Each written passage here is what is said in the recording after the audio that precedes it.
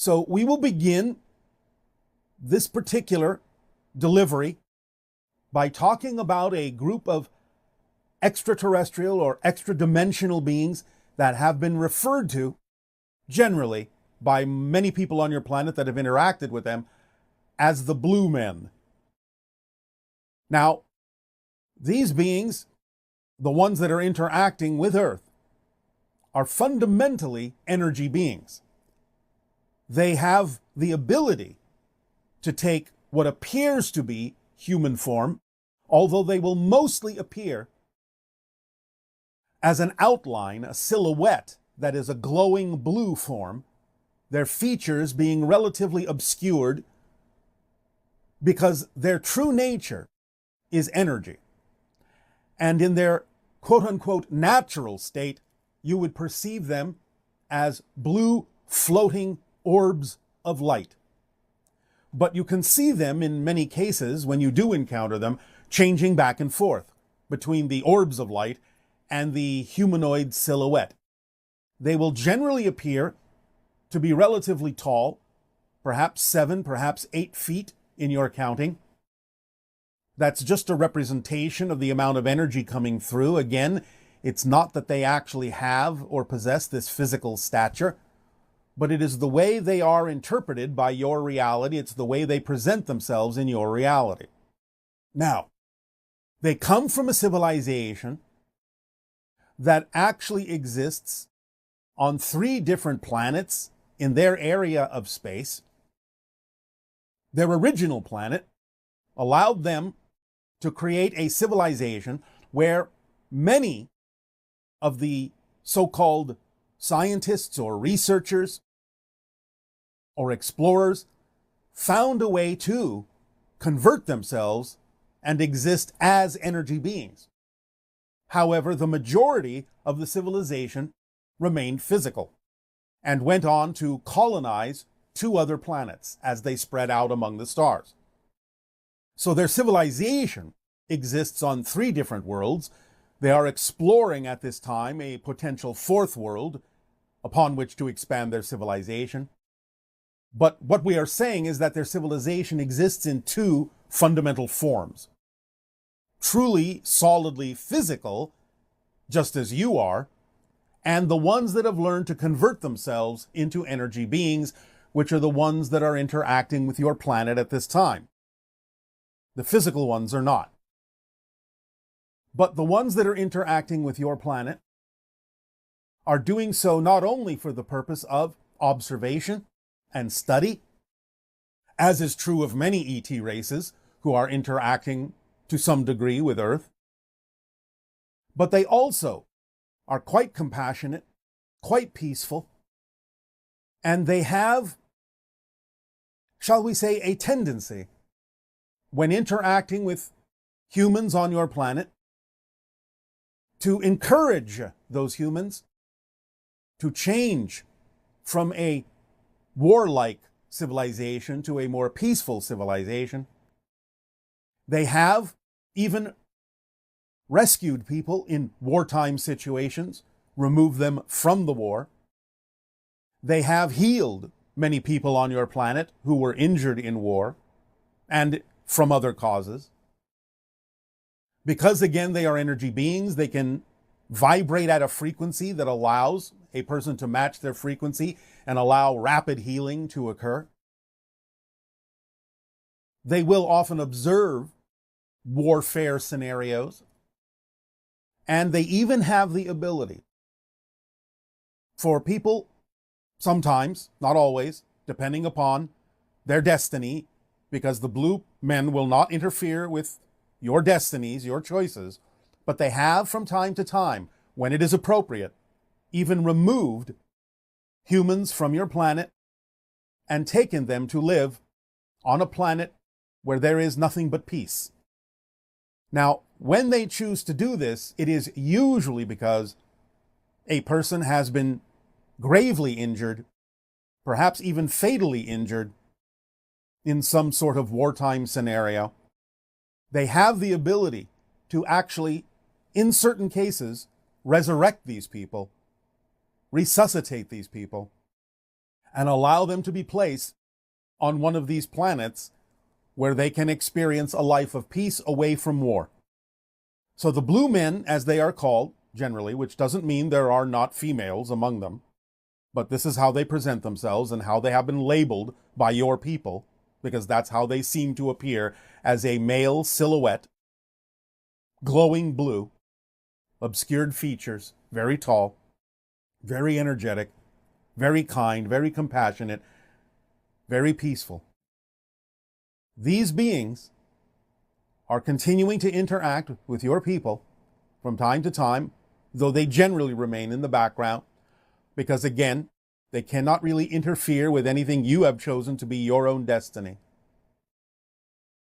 But nevertheless, they will appear to those in need from time to time to assist and aid them in either their healing or their removal to another place where they can experience lasting peace.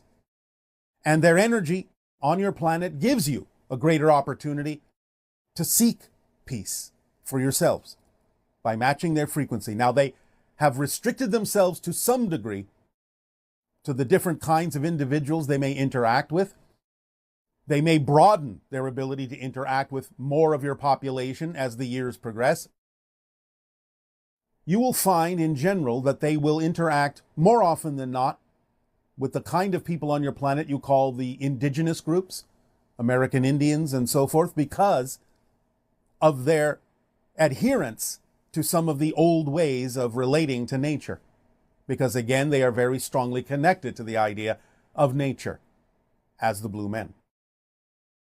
So in letting you know that they exist, you can open your minds, open your hearts, allow your energy to flow more freely, knowing that they are among you, whether you see them or not, and they are helping with their energy to give you more of an opportunity to choose peace and healing for yourselves, so that you may arrive at a time on your planet, or whatever version you shift to, that is more representative of peace and no longer or never has experienced the idea of war, strife, disease, struggle, and pain. So just open up to the idea of the blue men and see what happens energetically in your lives as you move forward. We will discuss another group during the meditation. So now you can become relaxed and let go of the cares of the day, so that we may guide you now in a meditation to expand the probabilities of contact by introducing you to another situation in your neighborhood. Now, allow yourselves, with whatever images you produce and whatever music you produce, to simply let go, relax. Deep breathing will accompany this idea, and just open up to sensing the vibrations of the neighborhood. And we will take you in this meditation as you feel yourself letting go and relaxing, letting in those things we will share with you, to a space above your planet, between the orbit of the Earth and the orbit of the Moon, about 100,000, 150,000 miles above the Earth. There is a very large, multi-level, saucer-shaped station that stays there and has been there for quite some time, and will continue to be there for quite some time. This very large spaceship, space station, contains many different groups of extraterrestrial beings working together or using it as a way station to help them in their observations and studies of Earth.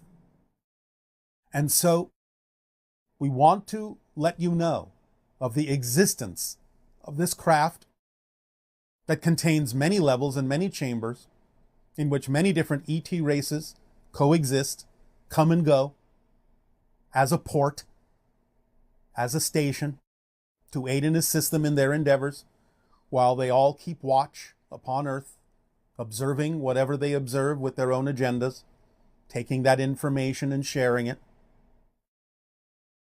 Sometimes humans have been taken to this station. So what we are suggesting that you do right now in this meditation, as you relax even further, is to allow yourself to imagine that you are being lifted off the earth in any way, shape, or form you prefer to, either with just your body on a beam of light or in a spacecraft, doesn't matter, and allow yourself to rise above the earth until the earth appears to be about the size of a soccer ball. And then see before you this giant circular silver saucer with its multi-levels gleaming in the sunlight, hanging, floating in space, and allow yourself to see that you are entering one of the chambers, arrival chambers, and disembarking into this station.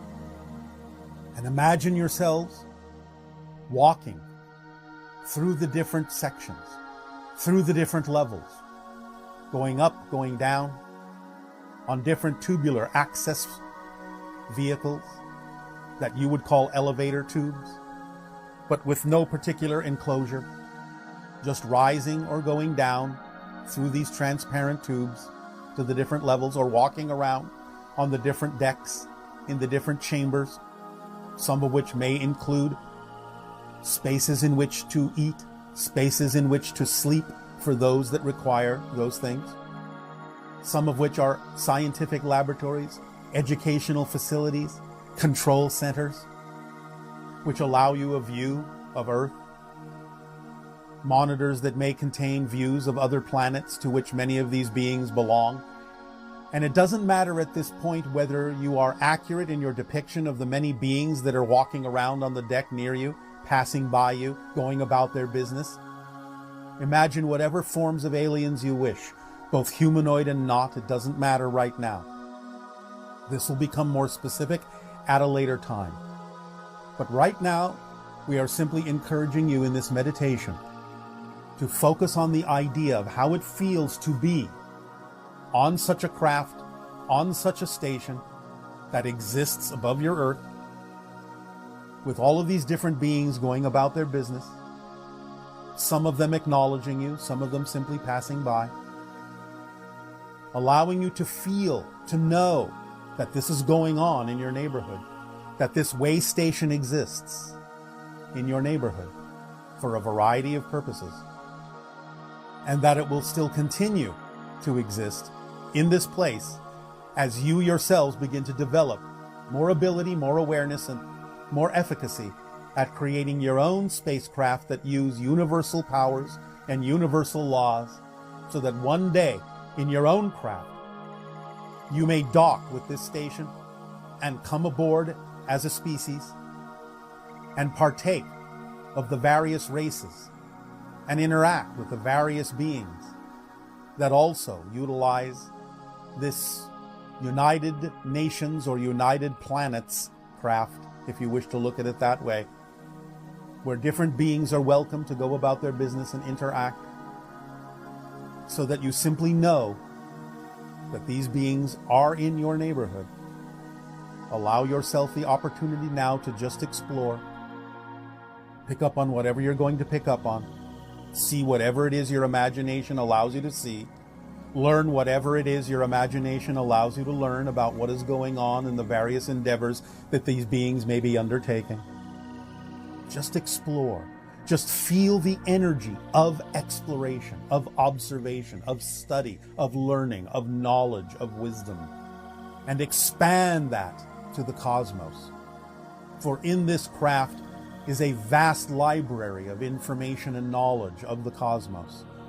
Not only your neighborhood, but well beyond into other neighborhoods, and even into other star systems and other galaxies.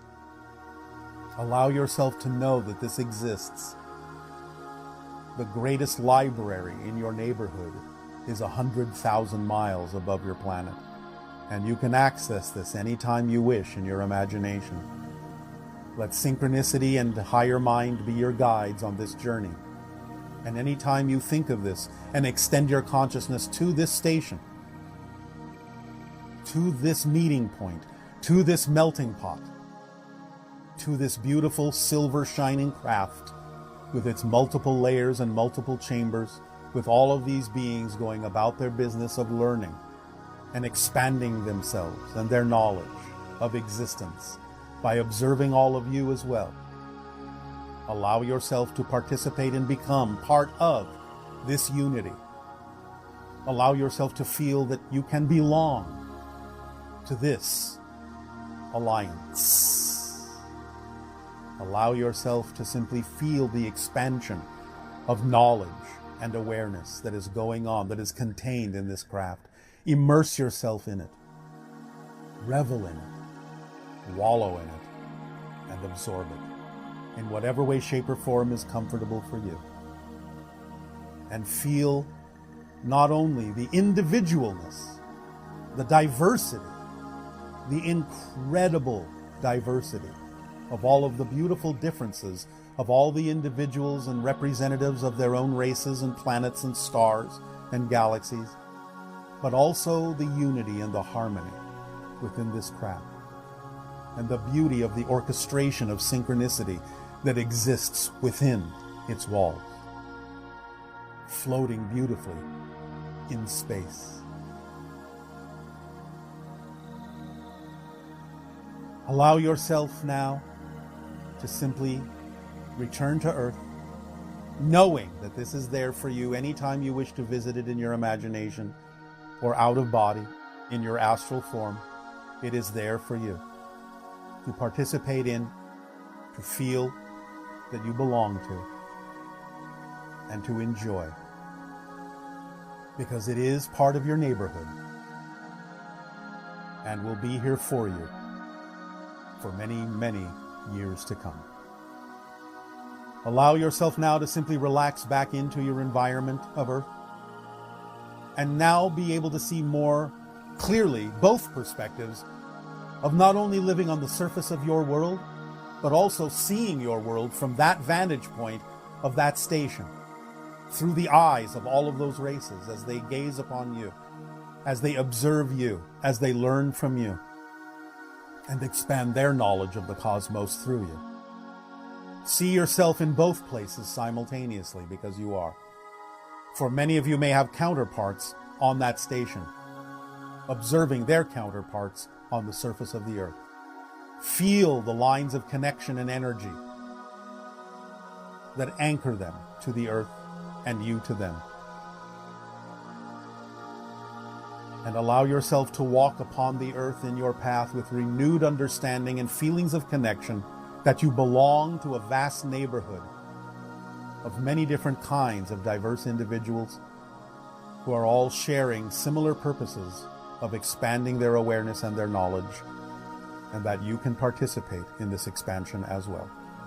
Breathe it in and crystallize this relationship with you and them, and allow yourself to participate and feel the participation more and more every day from two different vantage points as you become more aware of more of yourself. Allow yourself to breathe gently and easily now. And in both locations, we extend to you our unconditional love and our welcome to your home. Welcome home. Welcome to the neighborhood. Welcome to the awareness of what is going on more and more around you that may have been heretofore invisible, but is becoming more visible every day. And we will help, along with others, guide you into more recognition and more awareness of the different beings and the different races that are interacting in your neighborhood with you, so that you can feel more connected to the galactic family to which you actually belong, and more aware and capable of expanding yourself to see from those more lofty perspectives, as well as from the Earth and as well as feeling and experiencing yourself as an extension of nature, not only of the earth, but of many different worlds and of the cosmos itself. Welcome home, welcome home, welcome home. Our unconditional love and support to you all, and we bid you an exciting day of exploration, self-discovery, and play, and remind you all once again that the first step toward true enlightenment is to always lighten up on yourselves. Don't judge yourselves negatively. You don't deserve it. Don't take things too seriously. Relax and go with the flow, because your flow knows exactly where you need to go. Good day.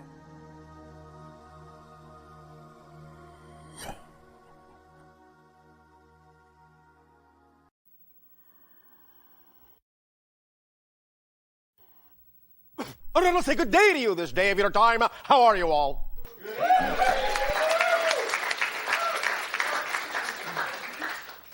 All right. Good morning, class. Today we will be discussing the physics of intention. Now, like anything, intention has a specific frequency, a specific vibration of energy within the matrix of your total consciousness.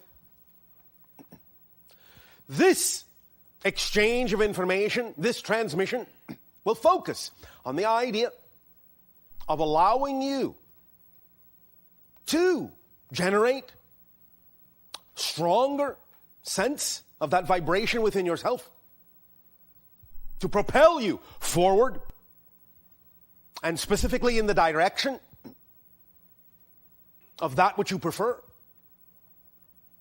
Being a vibration of energy, being a particular frequency, what we are engaged in today in this conversation is about the idea of purifying, more precisely, your ability to recognize that vibration, that frequency, so that you can bring to bear and to magnify and amplify that energy in all your endeavors as you move forward in life, and allow yourself more clarity, more vividness with regard to that which you prefer, regard to that which represents your dream, with regard to being more truly your natural self. Let us begin with the idea of creating a scenario in your imagination. Most of you, with regard to any endeavor that you choose to do, with regard to anything you may prefer to do in life, will in your imagination conjure up an image, a picture, a scenario. Now, as we have said, and as we will remind you once again, right now, any image that your physical mind can conjure up may not necessarily be as fully representative of the way something can manifest, but it will function as a symbol, as a placeholder, as a representation of the manifestation, of the ideal scenario. Recognizing that your higher mind is far more capable of knowing how something will happen, how something will manifest, and your physical mind is not capable of knowing how that will happen. The idea is to recognize and to use the limitation of the physical mind to your advantage. Using the limitation to your advantage means that when your physical mind conjures up an image or a representation or a symbol of your ideal scenario toward any given intention you may have in life, it means that you do not necessarily have to limit yourself to the image that your imagination, your physical mind's imagination, is capable of creating. You can rely on your higher mind to create for itself a higher version representation, a higher version image, a higher version symbol that it will use to attract to you all the different synchronicities, all the different opportunities, all the different circumstances and situations required for the highest form of that representation, the highest vibration of that representation. And thus, you don't have to work so hard at insisting and focusing on the idea that the image you have in your physical mind must exactly and precisely come to fruition. Now, it might be that sometimes, from time to time, the higher mind and physical mind will recognize that according to the synchronicity in your life, the image that you have in your physical mind may be, for that moment, the most ideal representation, the most appropriate, the most relevant representation of that manifestation of your intention. But very often, and more often than not, your higher mind is quite capable of bringing to you a version of what you intend, a version of your ideal scenario that may even be much greater than what you were capable of imagining with your physical mind. And thus, it will benefit you to not insist that the picture your mind is capable of conjuring be the only way that that ideal reality can occur, can manifest, can come to fruition. To be able to relax your insistence on that picture being the only representation will benefit you and allow your higher mind to do its job while your physical mind does its job, so that you can work together in harmony and concert between the physical and higher mind, which, when you do that, allows you to function in your physical reality as a whole person. If you only use your physical mind, you're not functioning as a whole person.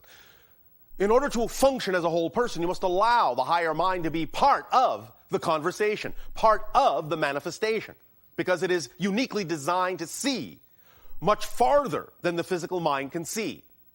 The analogy we have often used is that the physical mind is in the valley and the higher mind is on the mountaintop.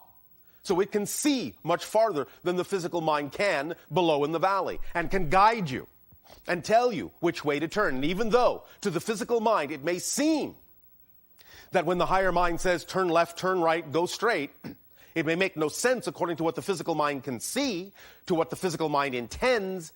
Relying and trusting in the higher mind's ability to see farther than the physical mind will allow you to find out, will allow you to discover, will allow you to experience that even though it may seem to be twisting and turning, it will actually be the quickest path to your intention, to what you desire. Because it knows what that path really is and what you need on that path, and how you can incorporate what you discover on that path into a greater appreciation for the scenario when it manifests, giving you all the tools you need along the way to more fully appreciate and use the scenario when it manifests, gathering as you go what you need for that experience. That's why it's so important to allow yourself to recognize that whatever is happening is part of your excitement and not an obstacle to it or not an interruption of it.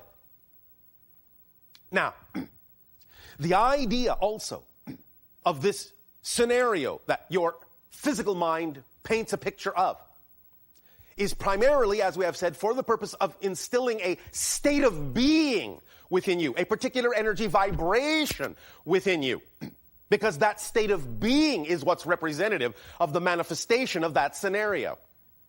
It is not the image that's representative necessarily. It's the state of being that goes along with it. It's when you see that picture of your ideal scenario and you living that ideal scenario of your intention. It's the feeling that goes with it of excitement. It's the feeling of certitude that goes with it. It's the feeling of knowing that that's who you are and knowing that that's an actual reality experience. That is what is key. And it is that vibrational state that the picture is designed to attract you into, to magnetize you to that vibrational state represented by that symbolic picture. Because when you're in that state, then you open up the conduit of your imagination and synchronicity sufficiently to allow the higher mind to then, in a sense, download to you the way in which the scenario really needs to happen, the form it really needs to take to be representative of that state of being that the physical picture has allowed you to find yourself to resonate with. That's what it's for. So relaxing your insistence that the image must be exactly as you picture it will open you up to many more possibilities and probabilities about how the actual scenario could manifest. And as often we have said, what to the physical mind may seem to be the ceiling is to the higher mind just the floor. And you are not capable with the physical mind of imagining all the ways the higher mind can actually bring you what it is you desire. So be open. Let all the doors remain open. It might manifest exactly as you've seen it, but it might not. And joy, joy, joy, and excitement to you if you get the unexpected.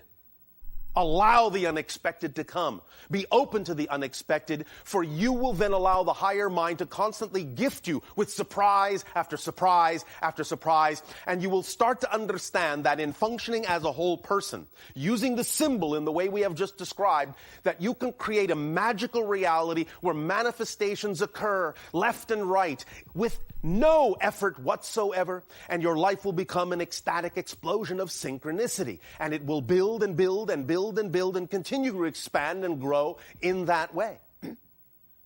Now, intention, the vibration of intention.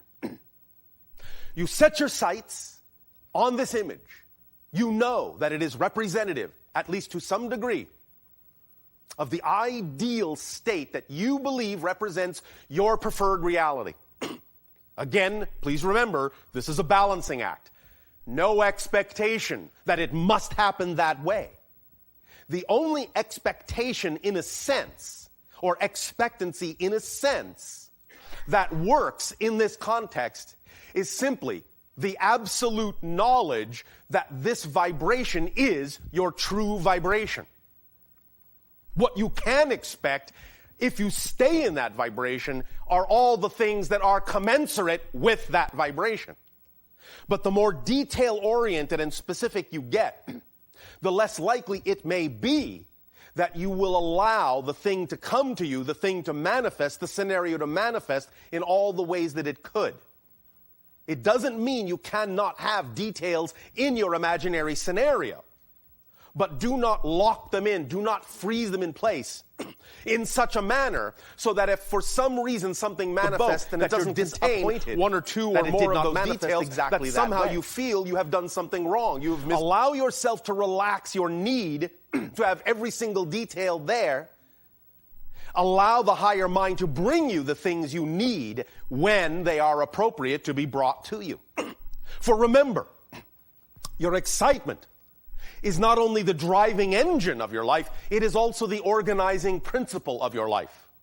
And your higher mind will allow the details that need to be there exactly when they need to be there. They will not appear 1 second before they're truly required. But I guarantee you they will not appear 1 second later than they are truly required as well. So allow yourself to let go of your insistence on time and allow yourself to fall gently into a sense of timing, that everything works in perfect timing, and when things need to be there, they will. And if they're not there, they don't need to be there now. Trust that more and more. Trust your higher mind more and more. Allow your physical mind to work with it in harmony more and more. And you will start to function as a whole person, and thus then as a whole person, you'll be able to experience the wholeness of your life instead of just pieces at a time, scattered and disconnected. Wondering, leaving your physical mind, wondering, how do I gather all these things together and fit them together and make them work? You don't have to make them work. They already work. You just have to allow them to work. Remember, the idea of intention is that you are putting, in a sense, a commitment in this energy, a commitment to be yourself, a full commitment. This is what intention really is. It's the vibration of the full commitment to be your true self. We have, from time to time, talked about the idea of the chakra system of your body, and we have labeled the idea of the solar plexus chakra as the chakra of intention. You all know, we assume, that when you really find yourself keying into something and getting excited about something, you feel that excitement right in the pit of your stomach, right in the solar plexus. That vibration that gets you, shall we say, to allow your juices to flow. That certainty, that certitude, that knowingness that this is right for you. Now, yes, filtering that energy through negative belief systems is called anxiety. And that's why you also get that in the pit of your stomach. What you call butterflies in the stomach. But that's the chakra of intention. And when it manifests itself as anxiety in the pit of your stomach, it tells you that you're activating your energy of intention, but that you're filtering it through negative beliefs, fearful beliefs. But when you allow yourself to know that that's the vibration, the activation vibration, the activation emotion, energy motion, in the intention, in the chakra of intention, in that center in your body, then you can allow it to manifest as that scintillating excitement that you feel, as a child feels when it is about to do something exciting, when it knows that something exciting is on its way. It's the feeling that you get, to use your cultural iconography, when you know it's about to be Christmas morning. And you just can't wait to open that present. Or Hanukkah. Or any other belief system that you may have, like birthdays that involves the idea of giving presents. Intention is connected to the idea of knowing that you are about to open a present which will reveal more of yourself. Now, the idea also has been described as seeing a beam of light stabbing out from the chakra of intention, from the solar plexus, a searchlight, a spotlight that clearly illuminates that image, that visualization of your ideal scenario, no matter what it may be, no matter what the context. If you allow yourself now to imagine, and any time you wish to do this is up to you, the idea, at least a portion of an ideal scenario where you see yourself, it is important to see a version of yourself in that scenario. Not just a point of view of it, but actually see a version of you in that scenario, like you're looking, in a sense, into a mirror. The idea then is to see what that version of you is doing in that scenario, how that version of you is behaving in that scenario. And regardless of whether that scenario exists, you know that that version of you would behave in a similar manner no matter what's going on in their reality. Once you have created the image of yourself in that scenario, allow that image of you to face you literally like you are looking into a mirror. But in looking into that mirror, you can see that all of the representations of the reality that that version of you is in are representations of that reality and not necessarily reflecting what's going on in this reality. You can see the difference between the two. The idea, therefore, is to really pay attention to how you are looking in that reality, how you are behaving. Look at your body language. Look at your attitude. Feel your attitude and how it's different, perhaps, than the attitude, body language, energy, or feelings you are having right now as you create that scenario. When you have in that picture your ideal scenario, whatever the best representation is that your imagination, your physical mind's imagination can conjure at that moment, allow yourself then to actually add this into the picture. That you actually see a beam of laser-like light going from your solar plexus to the solar plexus of the reflection in that reality. That you see this connection and you feel this connection and you feel it humming with power and intention. Feel that connection. Feel that cord, that unbreakable cord between you. You are now connected in this way to that vibration, and all the information you need, is coming to you from that version of you along that cord, filling up your solar plexus, rewiring you, reprogramming you, reinventing you, redefining you, filling you up with all the necessary data that you can then decide to incorporate within your being to become that version of you, to become one with that reflection. Allow yourself to feel that exchange of energy, that exchange of information, that powerful vibrating hum along that stabbing beam of laser-like light from solar plexus to solar plexus. Feel it cooling you down, heating you up, however you wish to feel it in your imagination. Doesn't matter. Just know that you are receiving right now, as you imagine it, and any time you choose to imagine it, you are receiving the appropriate information that you can choose to allow to download into your matrix, rewire your brain, rewire your neurology, rearrange your DNA, rearrange your molecular structure, rearrange the vibration you are giving off in your reality so that you then allow yourself to imagine at that point that everything here in this reality is starting to morph into everything that's in that reality.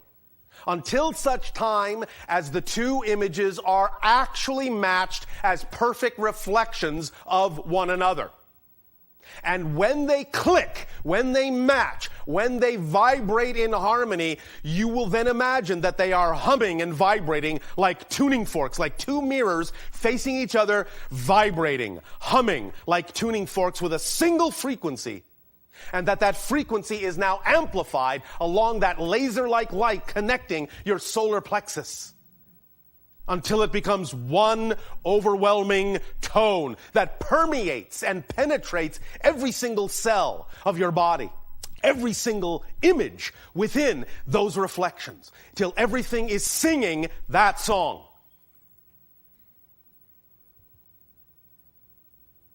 Take a deep breath in and sigh. All right. Now, let yourselves relax with that idea as we continue on with another aspect of the vibration and the physics of intention. Because as we said, a lot of this has to do with the absolute commitment to be your true self. What does that mean? I will tell you by analogy. Thank you. Imagine now that you are walking along. And there are, in a sense, however you wish to picture this, several islands connected by bridges. And you can see that another island is representative of this picture of your ideal scenario. And you see that you can now cross the bridge standing in now for this connection, this laser-like connection between the different solar plexi. The bridge is now something you can actually cross. Imagine it however you will. But allow yourself now to begin to cross that bridge. And as you walk across that bridge and arrive on the next landing pad or island or however you picture it, that is more representative of where you prefer to be, allow yourself suddenly in the middle of that island to allow any particular kind of challenge to come up. Now, this will be the opportunity for you, in a sense, to use the word loosely, to test yourself, to see if you really believe this is the true you. Because often what you will do is you will present yourself with something that appears to be not connected to the ideal scenario to see how you will respond to it or whether you will react negatively to it, which means you haven't really changed. which means you haven't really created that scenario.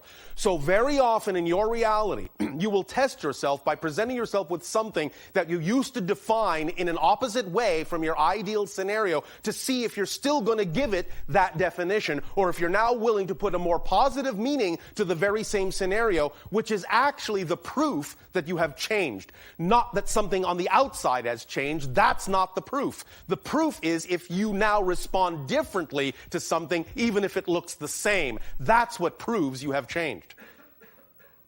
So you will usually challenge yourself to see if you're now going to react the same old way and run back across the bridge to the old island, or whether you are going to know that this is where you belong, that this is a representation of your intention, and that you will stand and you will face this challenge and you will put a positive meaning into it because you know it must be part of your journey, because you know it must belong, because you know it wouldn't be there for no reason, because you know this comes from your higher mind telling you that this is what you need to face, and this is what you need to integrate, and this is what you need to understand in order to add this energy to your energy, in order to amplify and magnify it and allow yourself to become the beacon that is vibrating on the level that is more closely approximate to what you intend, to your ideal scenario, to your true preferred being. And if you know that, then what you will do is you will burn the bridge behind you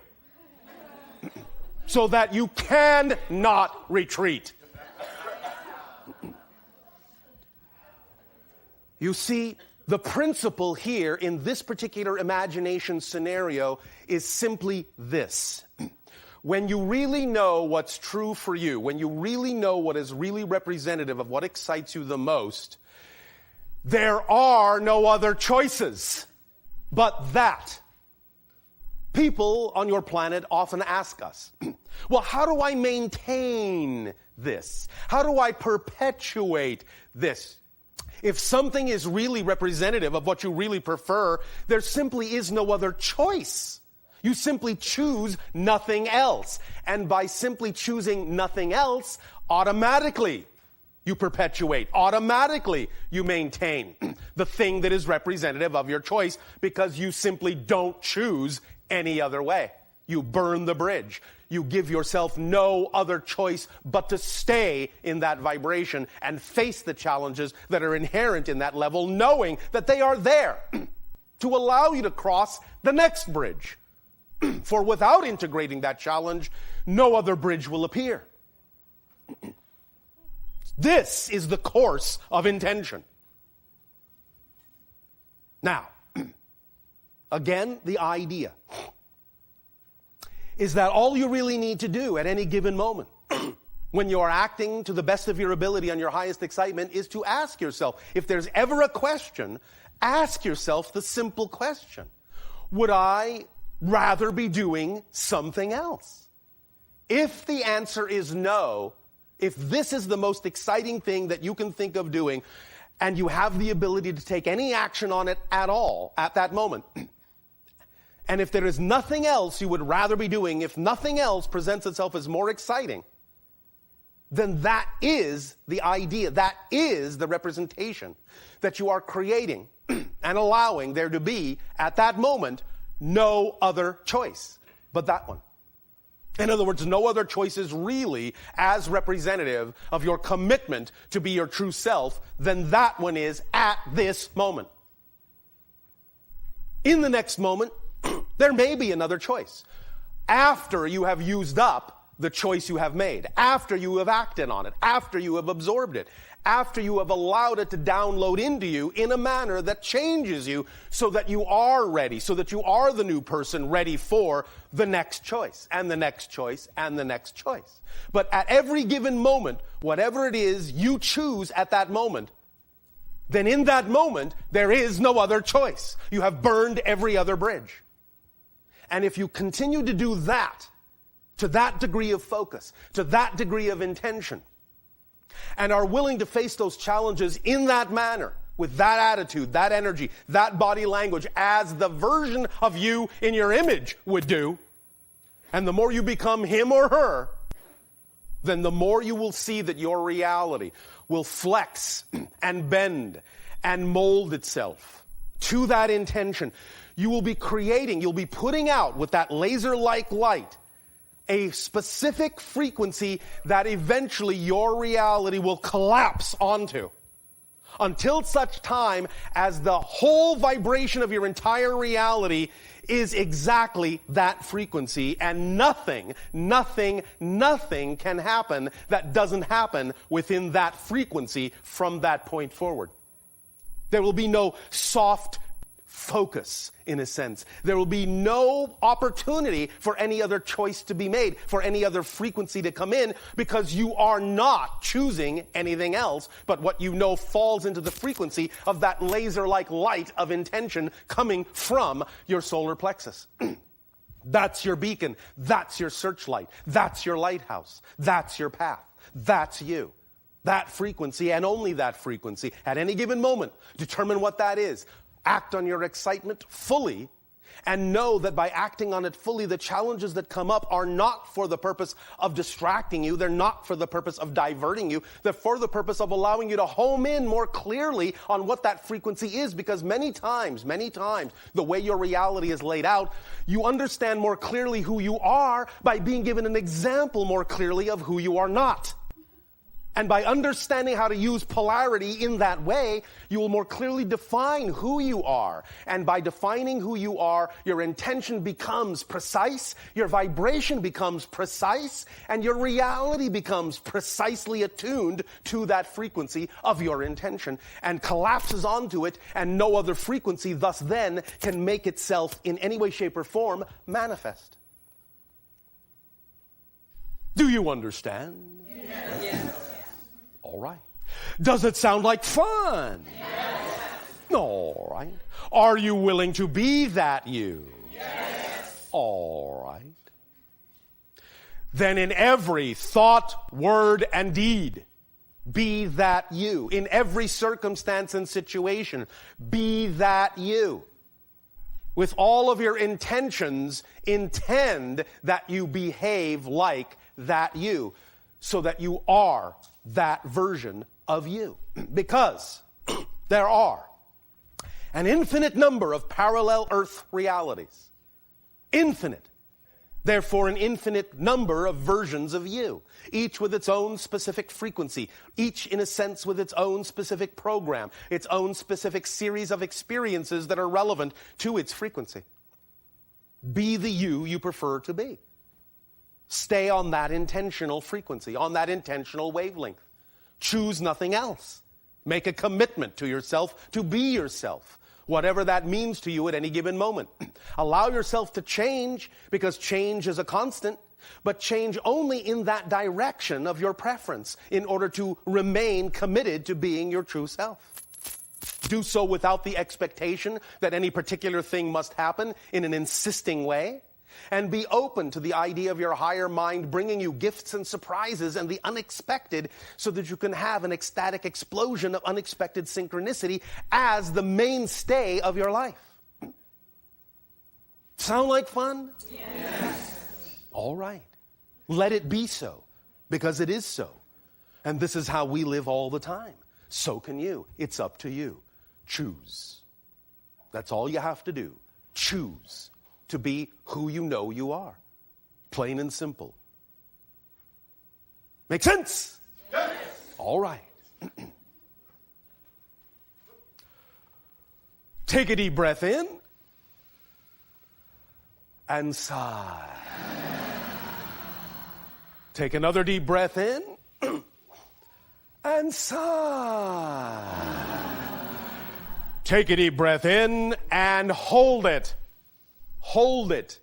Hold it until you feel it building up in your solar plexus, in your lungs, until you can stand it no more. And then as you let it out, imagine that light bursting forth from your solar plexus now and connecting squarely with that version of you, vibrating in harmony like the tuning forks to that ideal scenario, and allow the vibration to go through that image and all the way up to your higher mind, so that your higher mind can receive it and say, thank you very much.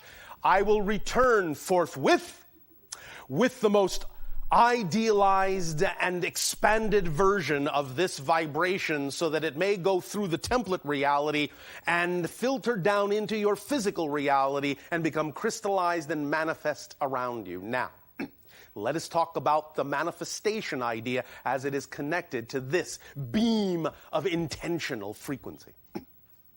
As we have described, in a sense, you have your physical reality, which can be akin to the idea, shall we say, of ice. And you have your non-physical higher mind reality, which can be akin to the idea, let us say, of steam. But in the middle, you have what we have called the template level reality, the border between the non-physical and the physical, which can be akin to water. The idea here is that in the template level reality is where, in a sense, you design your physical reality and allow your energy, in a sense, to melt your physical reality so it becomes fluid, and so that in that sense the higher levels of steam can penetrate that water and heat it up and melt it so it becomes fluid. And thus then as you impose upon it an idea, a vibration of intention that is representative of your true self, your commitment to be your true self, and your highest excitement and unconditional love for yourself, that energy plays out in that strata, in that border, in that template, in such a manner as to create new ripples, new patterns within that water. And when they are most representative of that vibration of your preference, when they are most aligned in harmonious attunement with that vibration of the tuning forks, with that vibration of the solar plexus, then you can imagine the idea once again crystallizing down into physical reality, to become ice again as the new reality, the new configuration. You can use these three levels in that way, going up and melting, casting off as steam to the higher self, coming back down, condensing into water in a new pattern, and crystallizing again as a new reality. Going up and melting, going into steam, coming back, condensing, going into water, new pattern, crystallizing, and coming back into the ice of the new reality. Go up and down as many times as you wish, as fast or slow as you wish, but you can also incorporate this idea and this image in order to use the template reality to allow yourself to understand that when you impose this imagination picture on it from the physical mind, and when you allow the higher mind to also impose its own imagination picture on this strata, the template level reality, the water, the border, the barrier between physical and non-physical, that every single thing, without exception, that you know you have imagined that is now in the template level reality, happens instantly. As soon as you imagine it, it's there in the template level reality. As soon as something exists in the template level reality, it always automatically crystallizes down into physical manifestation. You may not always see it right away because your vibration may not allow your senses to perceive it, but it is always right here, right now, crystallized with you. You don't have to go anywhere to get it. You don't have to attract it from somewhere else. It's right here, right now, manifest all around you, all within you, right here. The idea then from that point forward, knowing this, is to allow yourself to refine that vibration in the ways we have now just discussed, so that you can allow your senses to collapse to that frequency, and by collapsing your sensal vibrations to that frequency, you can then perceive what has already manifest. It's not about having to manifest it from scratch in that sense. All you're doing, once you've imagined it at all, and know that it is manifest around you, is you are refining and fine-tuning your senses so that you can experience what you have already manifested. Do you understand the difference? Yes. When you allow yourself to refine your senses in that way, the manifestation will begin to appear to you. You'll be able to interact with it. But that doesn't mean that at the moment of its appearance, it wasn't manifest before. It is already manifest all the time. You just need to learn how to see it, how to make it solid for yourself by shifting yourself to the frequency that the manifestation is on, that is representative of the ideal frequency, of the ideal reality. You just need to shift to that reality, and you will instantaneously, more and more, see it as it is already there. Make sense? All right. All these things now that we have discussed about the beginning of understanding the physics of intention, allow them to sink in at whatever rate you are comfortable with. Use them however you will as permission slips, but know that this is all about energy and it is all about a commitment to be your true self. That's what intention is.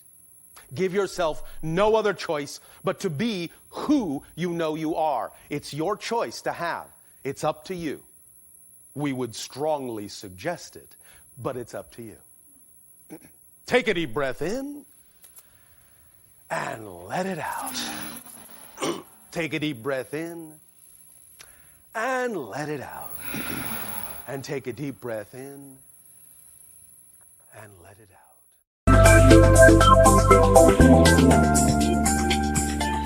Let the past define us and... Stop. Would you like to change that? We choose Thank you. to let the past define us. Thank you. And we choose to let the future steer and guide us. Yes. Can you go into a little more detail on some of the mechanics at work here that have us get stuck in these moments and have us holding on to these beliefs and refusing to let them go? Yes. We have described this before. We will describe it briefly again. The mechanics literally have to do with beliefs that are in what you might call the wrong place. So, in other words, we've described to you the motivational mechanism. Have you heard us talk about this? Yes. Do you not understand it? That's the mechanism that you're asking about. The motivational mechanism. Do you understand it? Do you remember what it is? Can you please expand on it? I will take that then as a no. Sure. The motivational mechanism for all of you is this. This is a given. You will always, and I mean always, without fail, there are no exceptions, none of you, no exceptions, anywhere, at any time, ever, all of you will always move in the direction, act in the direction of what you believe is to your benefit. You will always move away from what you believe is not to your benefit. Once you understand that mechanism, then the logical questions follow. If I recognize that I am choosing things that I can see are not to my benefit, and I understand how the motivational mechanism works, that would mean, that must mean, I must have a belief attached to that mechanism that makes what I know would be to my benefit appear not to be to my benefit. I must have a belief attached to it that makes what I know is not to my benefit seem more beneficial than the alternative. That's the mechanism. Therefore, when you find out what those beliefs are, you can see that they don't actually make any sense where you have placed them. And once they make no sense, they're gone, and you can then recognize that a different belief, a more positive one theoretically, will take its place in the proper order in the motivational mechanism, and there will be no more impediment. You will break through it. That's how it works. So it's about examining the beliefs you have about the past in relation to you, the beliefs you have about the future in relation to you, and finding out which ones don't work for you and creating ones that do, and then letting go of the ones that don't and implementing the ones that do. The motivational mechanism framework doesn't care what you place on it. It will work the same. It will always amplify what you say is to your benefit, always, even if it's not, because you're the one that's placed it in that position in the mechanism, making it seem more beneficial or less beneficial. You have to get the order in the way that works for you. Yes? Right. Is this making sense? Indeed. Is this answering your question? It is, and I'm wondering if there are other, I guess, psychological or energetic components. Of course there are. Yeah. But they're still all based on what you believe to be true. Right. That's It the all foundation. comes down to that. All of it. So it doesn't matter in what way you might express it psychologically. It doesn't matter in what way you might have been taught. The idea is you're telling yourself a story about yourself that doesn't work for you. Tell yourself a story that does. If along the way, because of the reflective mirror in the kit of excitement that reveals to you beliefs that don't work for you, which is its job, yes? Yes. So part of your excitement is to find out what is not your excitement. That's part of your excitement. Yes. So you can let it go and add the energy to your excitement. How exciting is that? Very. So when you proceed to the best you can in exploring these things, you will start to construct a different story that makes more sense to you about who you prefer to be in that story. Then you will start living that story and you will experience a different kind of life. You don't have to make it more complicated than that unless you believe you must. But if you're experiencing more complication than that, it's only because you've been taught to believe that you should. Remember, there is no such thing as an inherently difficult circumstance. Only your belief allows you to experience it that way. Everything is neutral. Doesn't have built-in meaning. You give it meaning with your definitional belief, and it responds in kind because it doesn't have a choice to do anything else but reflect back what you have put out. That's the law. That's the nature of existence. It's the structure of existence. Physical reality doesn't exist outside you. It exists within you. It's a concept. It's a projection. It's a dream. There's nothing out here. Nothing. There actually is nothing at all. There is no outside, in a sense. It's not when I say there's nothing out here that there is still an out here with nothing in it. There is no out here for anything to be in. There is no out here for nothing to not be in. There is no out there. Out there. So, From within, so without. it's just a reflection. Again, you know that when you look at your reflection in a mirror, you're not really over there. It's just a reflection. Is this helping? Very much. All right. Anything else that you would like some clarification on? Or do you feel that this is actually answering your question sufficiently? It is. And what you've explained about time travel, shifting between realities, Yes.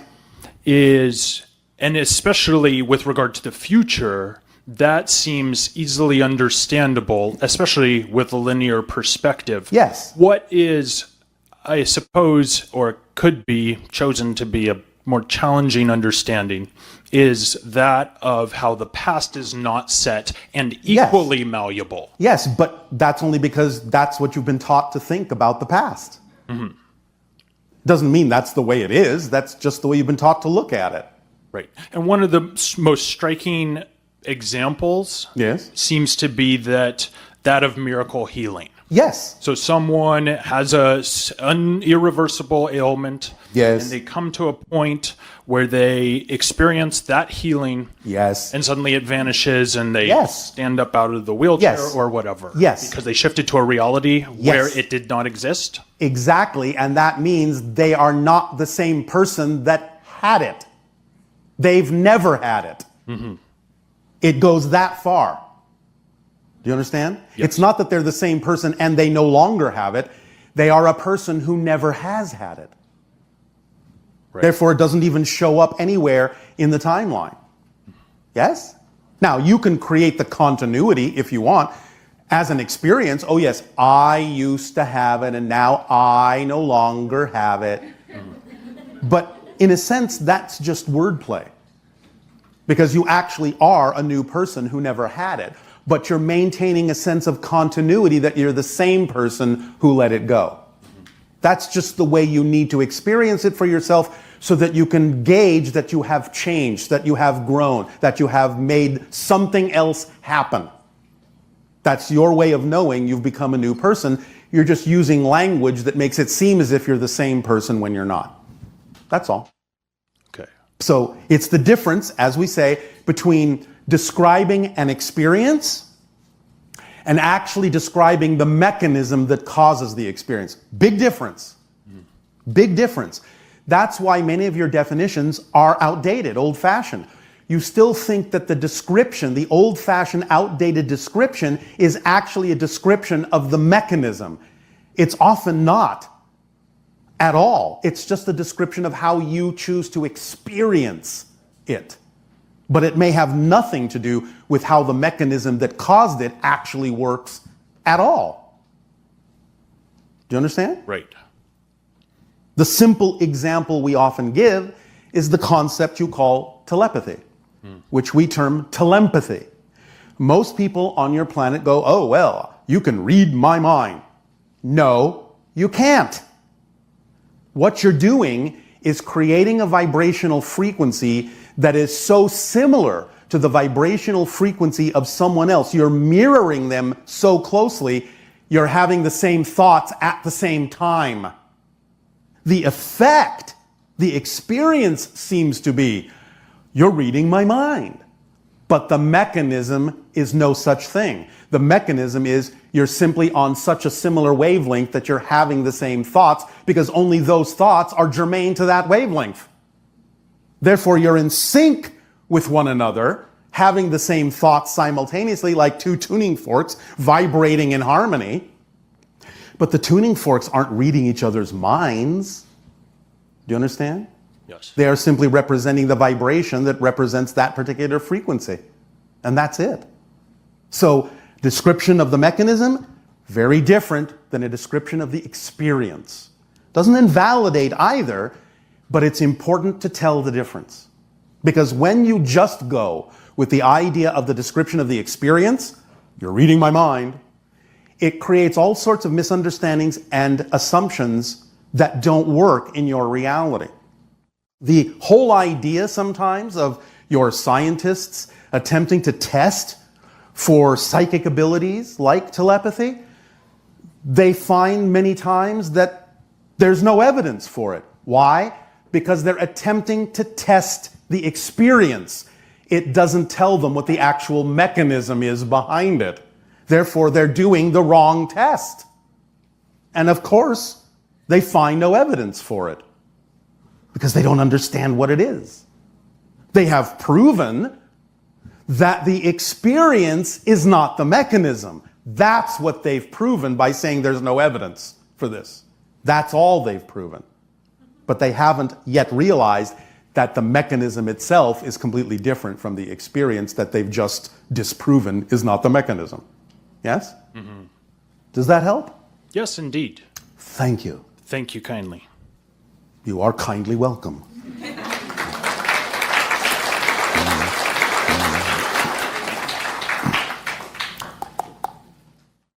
Hi. Anna, you good day. Hi. So I'm new. So You are? What, you were just born? I mean, new to you. Oh, all right. Then we must be new to you. Yeah. What a coincidence. So I hope this question doesn't make you want to energetically smack me. I'm sure it's been asked many times before. Well, if it does, then probably that would be a good thing for you. Okay, maybe. I'm having these high-pitched frequencies that people have heard about on the internet, and I've read about it, but they're not stopping. Yes. And I've been doing a lot more meditation and opening up a lot more to a lot of things spiritually. All right. So they're kind of getting annoying, and I've They're getting in the way? No, they're just like they're there, and they're kind of annoying sometimes. Why are they annoying? What do you think? High-pitched noise in my ears. Yes, so what? What is it preventing you from doing? Nothing, but why are they there, and are they ever going to go away? Yes, when you catch up to the frequency. When So you what- match the frequency. Okay. So why are they there now, and what can I do to catch up faster? Because they are annoying to me a little bit. All right. Do you remember what we just said about the idea of the formula of acting on your passion to the best you can with no insistence, no assumption about the outcome? Yeah. Are you doing that all the time? I am. Are you sure? I mean, I'm acting on it big time. Yeah. I am. I'm starting a whole new company. I'm doing it. But it's work too. So I beg your pardon? there's also work involved. So what? No, I am acting on my passion. I really am. And that's Are when you this all doing it in started. the most exciting way you could be doing it? That means no, because you hesitated. You see, when it's yes, there's no hesitation. So the fact that I asked that question and you hesitated means no. So what could you be doing, or what way could you be doing it that's more exciting than the way you're doing it? I have to work a part-time job while I'm doing this, and I don't want to, but I have to. Why do you have to? Money. Here it comes. I just have to right now. I have to, Do you understand Just for a that little bit. it's okay if that's true, but do you understand that this is your insistence? It's just part-time, but Here comes the smack. oh, yeah, okay. That's fine. You're I not told you I'm going to new. get away with this. Okay. Do you understand our definition of abundance? I've heard it. You can. Would you like to hear it again? Yes, please. Are you paying attention? I am. Are you sure? Yes. All right. Abundance is the ability to do what you need to do when you need to do it. Abundance can come in many forms. We understand on your planet, money is one of the symbols of abundance. Symbol of abundance. It's not abundance, it's a symbol of abundance. There are other symbols of abundance, other forms. Being given a gift freely is a form of abundance. Synchronicity is a form of abundance because it brings you what you need in perfect timing. When you relax your insistence that it should only come in one form because you, with your physical mind, have determined that that's the only way it will work for you in your life, you are closing the doors to the other ways abundance could come that might actually be a path of least resistance, might actually be more capable of supporting you than insisting on that symbol having to be there in a certain way, in a certain amount, at a certain time. You are putting so many restrictions and constrictions on the flow of energy through you that it's no wonder and no surprise that those constrictions are causing the energy to create a frequency of resistance that you're hearing in your head.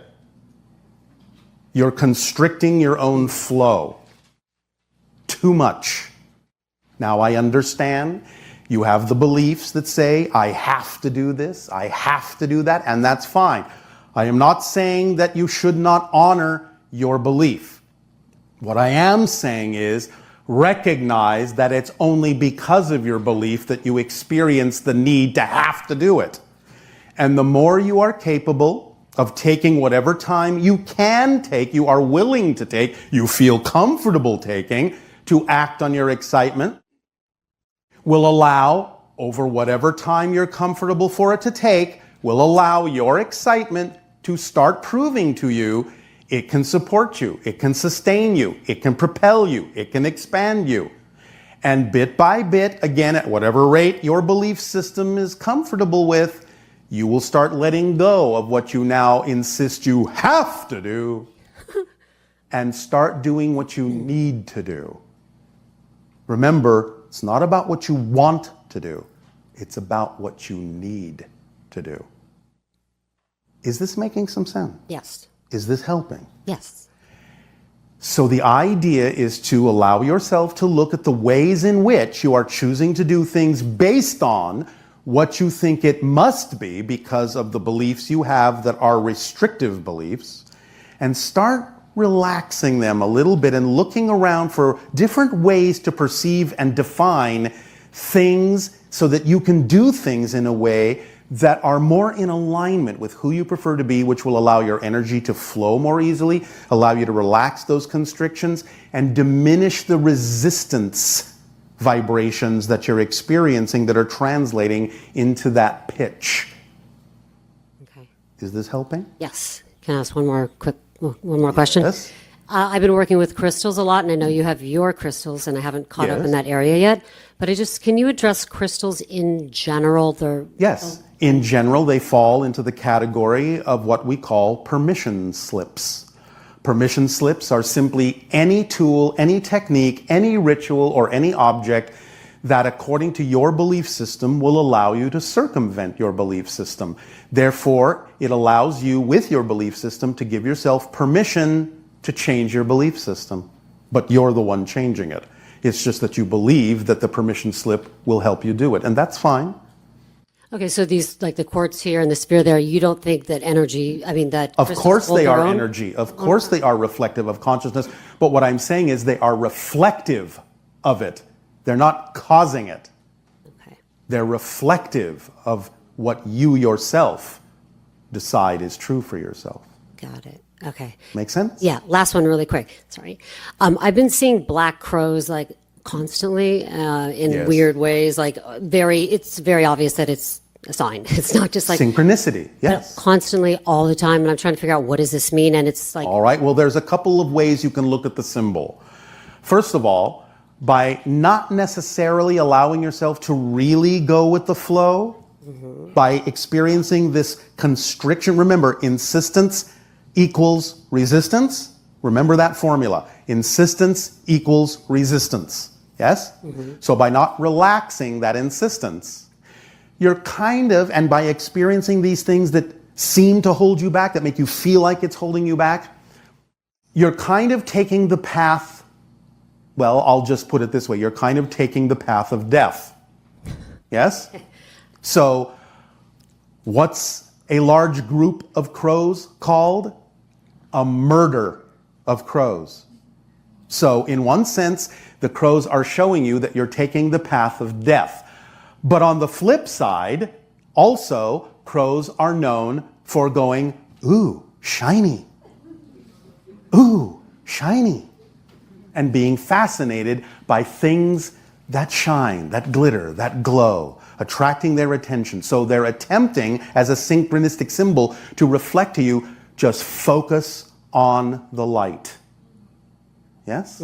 That will move you forward and take you away from the need to constantly follow the path of death. Okay. Does this help? Yeah. Thank you. Thank you. Thanks.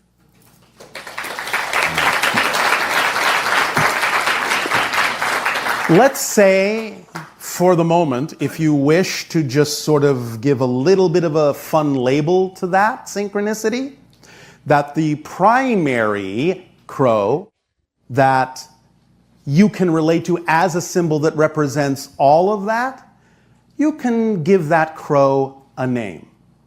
Would you like to do that?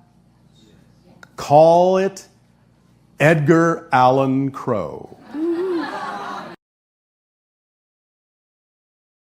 Allow us also to share with you and with all of you a very powerful tool that we will begin to share on your world at this time that will allow you to understand something very important about some of the things that you may feel.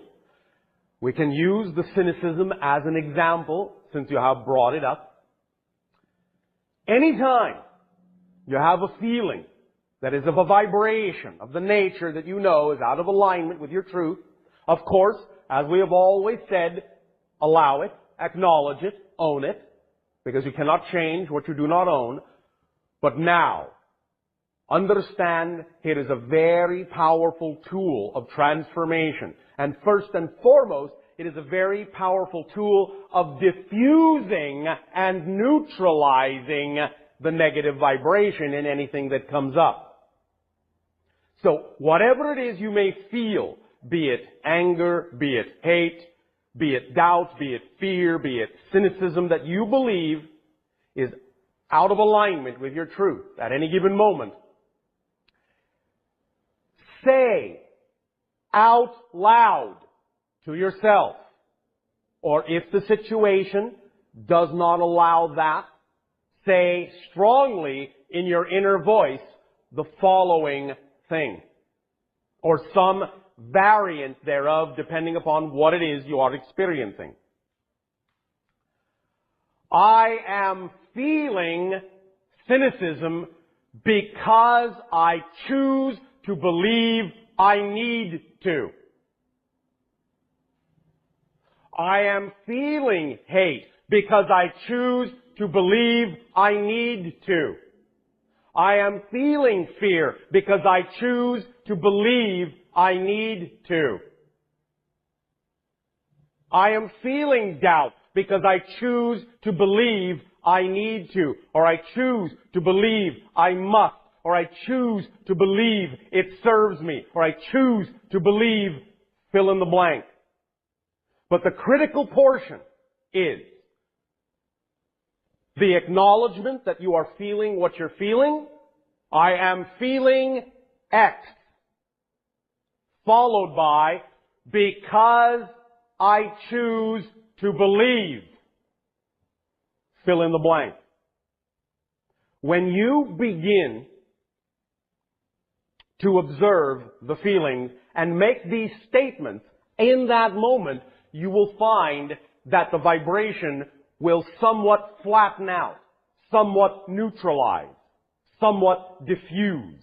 It will bring you back at least somewhat to center because you have actually completed a circuit. You will start to rewire your brain. Most of you experience some of the difficulties and struggles that you do on your planet, and thus the feelings that go with it of pain and doubt and fear and cynicism and hate and so on and so forth. Because, as you have pointed out, in your upbringing, many of those ideas were reinforced in such a way so that the circuit was never allowed in your brain to actually get grounded as a complete equation or a complete thought. All that was entrained within you was, I feel fear, I feel doubt, I feel cynicism, I feel hate, I feel anger, I feel less than, I feel this, and left at that. Just left at that. And then left to wonder and ponder what to do with that. Without a tool to complete the circuit. Because just I feel hate, I feel this, is an incomplete circuit. It only takes you halfway and doesn't give you an opportunity to understand how to ground it into physical manifestability in a way that allows the energy to dissipate and then be worked with, to take you to a place where you're capable of working with it. So from this point forward, if you wish, up to you, use this tool to complete the circuit. And every time you may be going along joyfully and suddenly feel cynicism, hate, doubt, any vibrational, emotional alignment that you feel is out of alignment with your true self, stop, take a moment and acknowledge, I feel X because I choose to believe I must. As soon as you do that, you will be back in control, back in the center of your being. The energy will somewhat flatten, diffuse, and dissipate, and you will be able to then, from that point forward, deal with the issue at hand, which would be the underlying belief, without getting caught up in the short circuit of just, I feel that, I feel that, I feel that, I feel that, I feel, I feel, I feel, I feel, I feel, I feel, I feel, and never knowing what to do about it. Now, also at the same time, to reinforce the positive vibration, anytime you feel a positive emotion, do the same thing. I feel overwhelming joy and love because I choose to believe I must. And that will start strengthening your ability to complete the circuit when the negative vibration comes up. You will more likely want to complete the circuit, because when you complete the circuit and flatten and neutralize the original negative vibration, it will propel you toward the positive vibration from the reinforcement, and you will begin to get into the habit of choosing the idea of doing a flow-through, a complete follow-through to the positive side from the negative instead of stopping halfway and being short-circuited. And you will literally, by doing this exercise every time that you catch that emotional vibration out of alignment, completing it with the phrase and grounding it, diffusing it, going to the positive, reinforcing the positive in the same way, you will literally start to rewire the electrical pathways, neurological pathways of your brain that were previously short-circuited by the kind of training and upbringing you had as children. You will literally rewire your brain, and as you do it again and again and again and again and again and again and again, you will suddenly begin to realize that in time, it will actually be a struggle to get into negative vibrational reality. You will start to expand and increase the idea of what we may refer to as the gravitational potential of your positive vibration. Look at this idea in your mind's eye right now.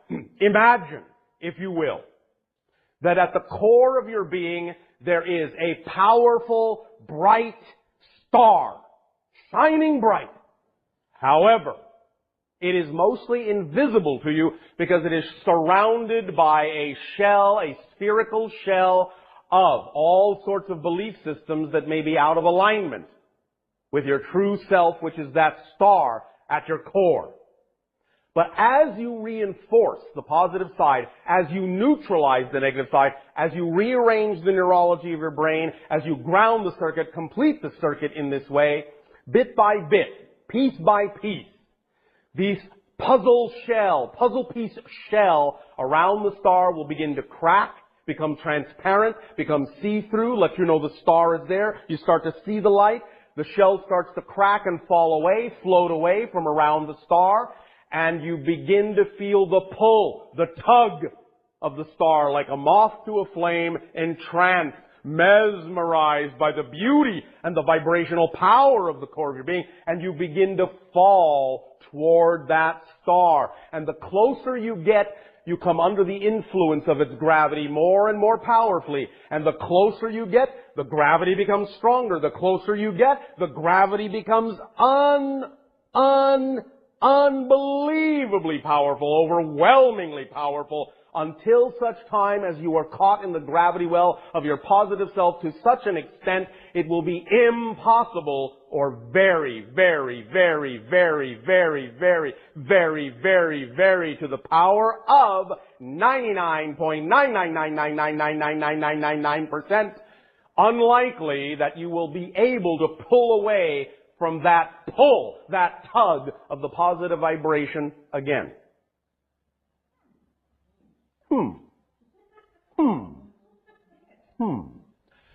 With that picture also in mind of falling toward the star of the light within you, you will also start falling toward that star.